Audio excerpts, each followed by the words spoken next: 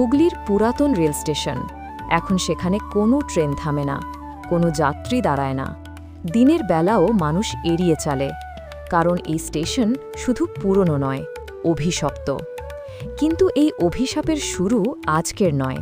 প্রায় ৫০ বছর আগের এক কালো রাতেই হুগলি স্টেশনের ইতিহাস এক ভয়ঙ্কর মোড় নেয়।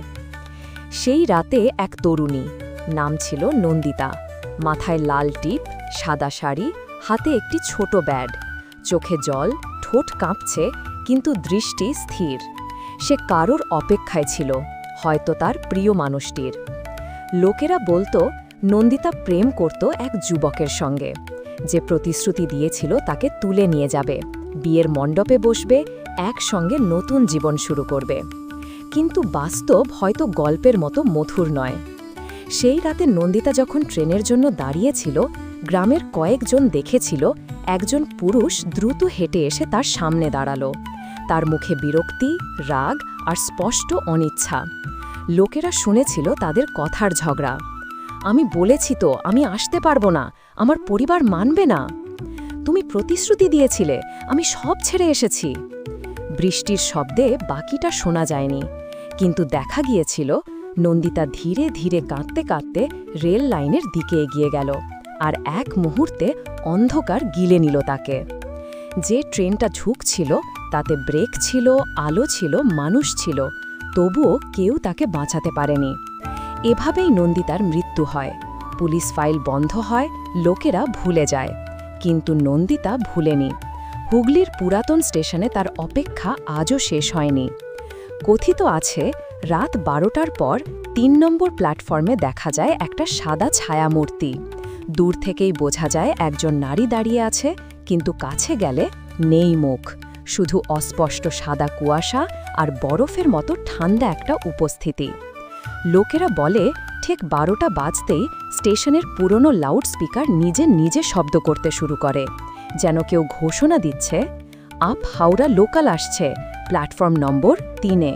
কিন্তু বাস্তবে কোনো ট্রেন আসে না। তবুও প্ল্যাটফর্মে যেন কেউ হাঁটে, পায়ের শব্দ নেই, শুধু নরম শাড়ির ঘর্ষণ, যেন কেউ অপেক্ষা করছে, যে মানুষটির জন্য একদিন সব ছেড়ে এসেছিল। লোকজন জানায় যদি কেউ একা ওই প্ল্যাটফর্মে দাঁড়িয়ে থাকে, হাওয়ার মধ্যে হঠাৎ এক নরম ভেজা কণ্ঠস্বর শোনা যায়, তুমি এসেছ, আমি তো অপেক্ষা করছিলাম। তারপর এক শীতল নিঃশ্বাস গলা ছুঁয়ে যায়। যে শুনেছে সে আর স্বাভাবিক থাকে না। এক রেলওয়ে পুলিশকেও পাওয়া যায়নি যে এই স্টেশনটা টহল দেবে। একজন কনস্টেবল নাকি একবার সাহস করে গিয়েছিল। রাত ১:৩০টার দিকে সে ওয়াকিটকিতে বলেছিল, স্যার কারো ছায়া দেখছি, মাথা নড়ছে না, স্যার লোকটা নড়ছে না। তারপর হঠাৎ চিৎকার আর লাইন কেটে যায়। পরদিন কনস্টেবলকে পাওয়া গেল ৩ নম্বর প্ল্যাটফর্মের পাশে, মাটিতে পড়ে, চোখ বড় বড় করে মরা। ময়নাতন্ত্রে কোনো আঘাত নেই, শুধু প্রচণ্ড আতঙ্কের হৃদরোগ। সবচেয়ে ভয়ঙ্কর ঘটনাটি ঘটে শারদীয়া পূজার আগের রাতে। ৪ জন কলেজ ছাত্র মজা করতে ক্যামেরা নিয়ে ছায়ামূর্তির ভিডিও বানাতে ওই স্টেশনে আসে। তারা ভেবেছিল সবই গল্প, কুসংস্কার। কিন্তু তাদের ক্যামেরায় অদ্ভুত কিছু ধরা পড়ে। একটা সাদা কুয়াশা যেন ট্র্যাকের ওপর দাঁড়িয়ে আছে। যখন তারা কাছে গেল, ভিডিওতে শোনা যায় কেউ কাঁদো কাঁদো স্বরে বলছে, আমাকে কেউ নিতে আসেনি, আজও আসেনি। তারপর হঠাৎ ক্যামেরা পড়ে যায়।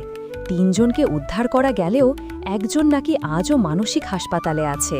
চিৎকার করে বলে, ও আমাকে ডাকছিল, ওর মুখ ছিল না।